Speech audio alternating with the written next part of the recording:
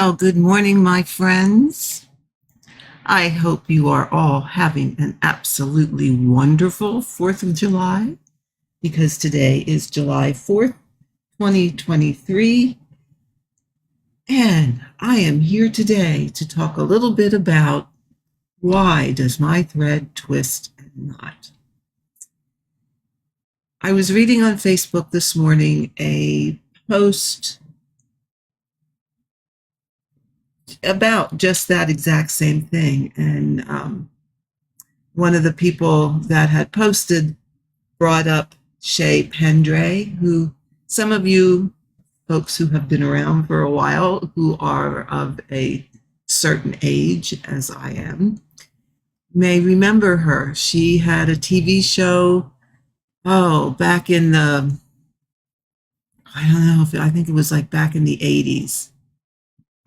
It was a needlework show on, I believe, PBS, where she talked about different stitching. And I was actually very fortunate to take some classes from her back in the day, many, many, many years ago.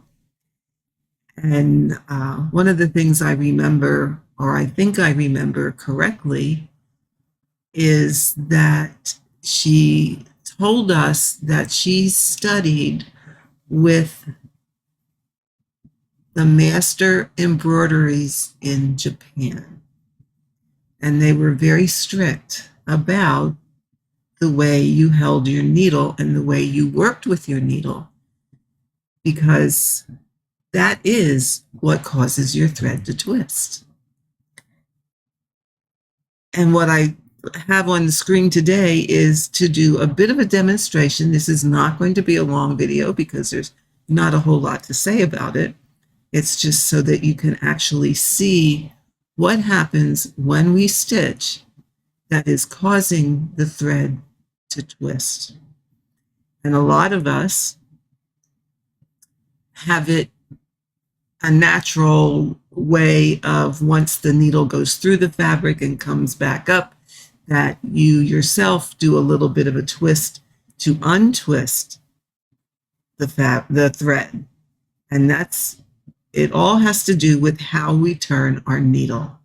So I'm going to try and demonstrate that. So hopefully this will be successful. So I have a needle here, and I tried very hard, see if you can see it, to mark this is a shiny side. And if I flip it over, it's going to be colored. I have it colored with black felt tip marker. So that way, hopefully, there you go.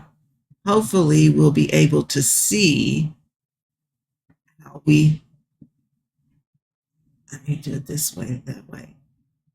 Oh, wants to focus on my finger. We'll be able to see the shiny versus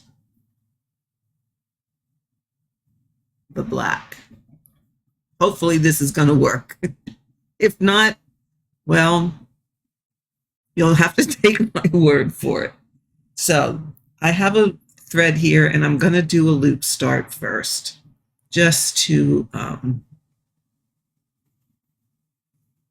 get it started. And then we shall talk a little bit about what we do when we stitch.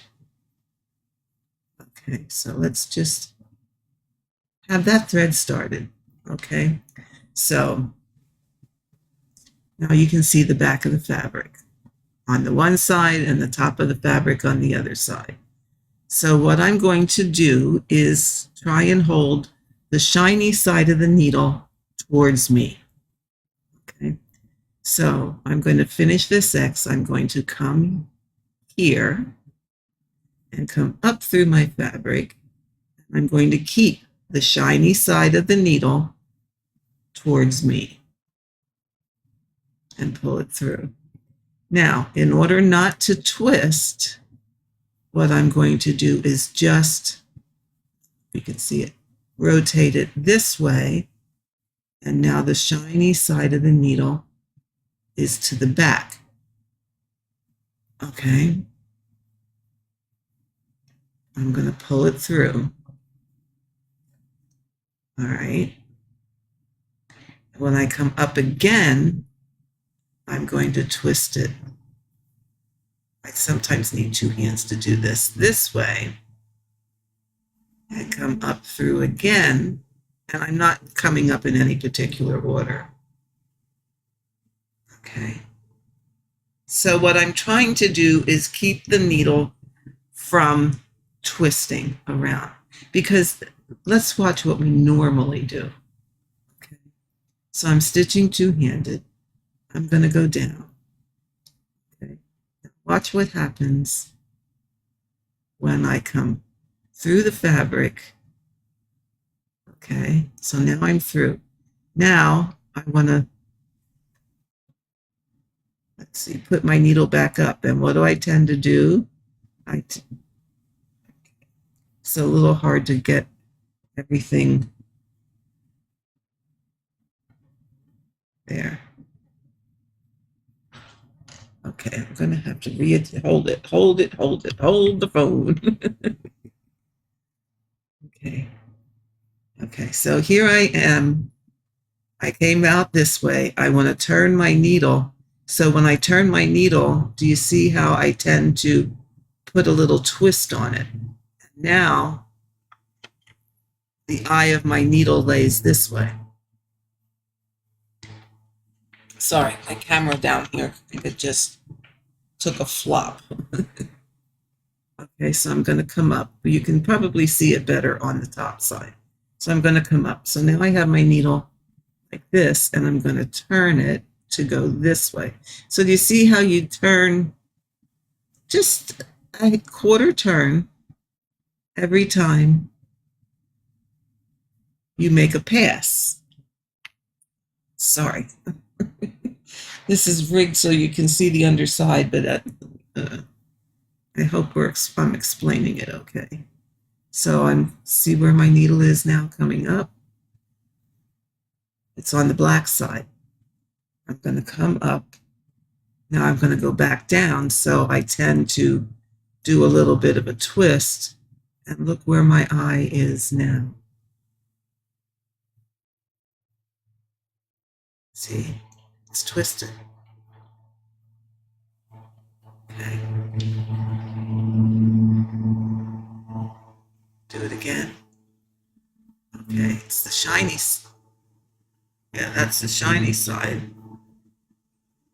And even as you pick it up, you tend to do this. And now you're gonna flip it around. And where am I here?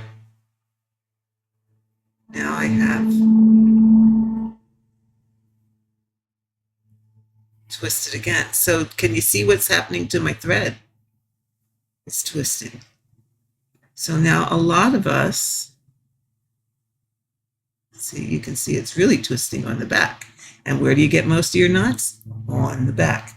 So a lot of us will take our needle and do this to get rid of that twist, because now when we go down again,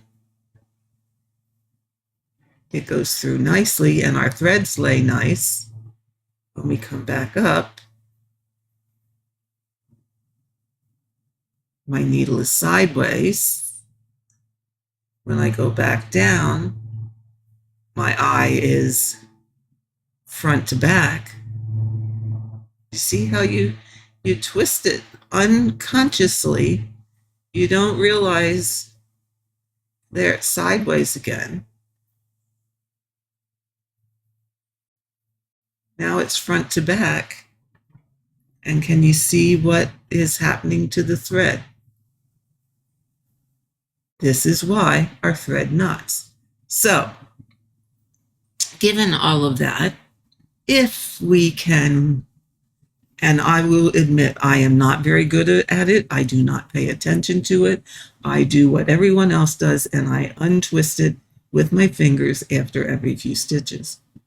Okay, but if I come up through the fabric and my needle is like this, I want to keep it in that orientation to go back down. Okay, When I go back down, I'm going to grab it by the eye. Okay. And then I'm going to flip it so that the eye stays in the same direction between my fingers and come back up. Okay. So now see my needle is still in that direction. Then I can flip it and go back down. It's starting to get out of your field of view. So now do you see what's not happening? What's not happening is, again, flip it and go back down. I'm still holding on to that. I'm still holding on to that eye. I'm going to flip it and come back up. My eye is still in the same orientation. Let me see, maybe I need to unzoom this just a little bit so you really don't need to see my stitching. Whoops, whoops, whoops, whoops, whoops. Okay. So here we go. So here's my eye. I'm going to just flip it like this, go back down. When I come underneath, see there's the eye. I'm going to pinch the eye, and I'm going to do the same thing under here. I'm just going to flip it and come back up. And you notice how my thread is not twisting the way it did before.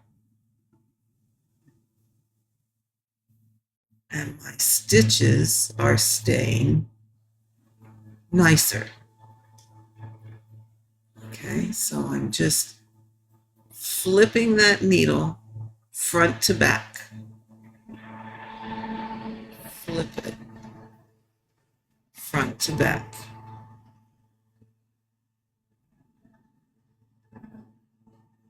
Flip it front to back.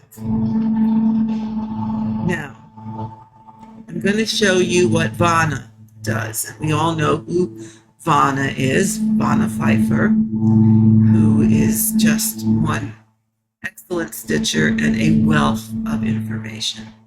What she does is, I'm going to start at the top, okay?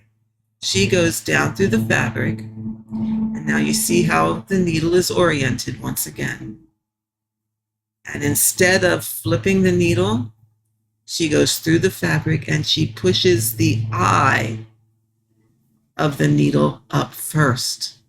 See? And brings that up. And she's never turning her needle. So now the needle goes down, never turning it.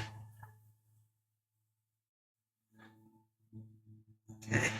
Next stitch, it comes up, not turning it. Next stitch, it goes down. Don't turn it.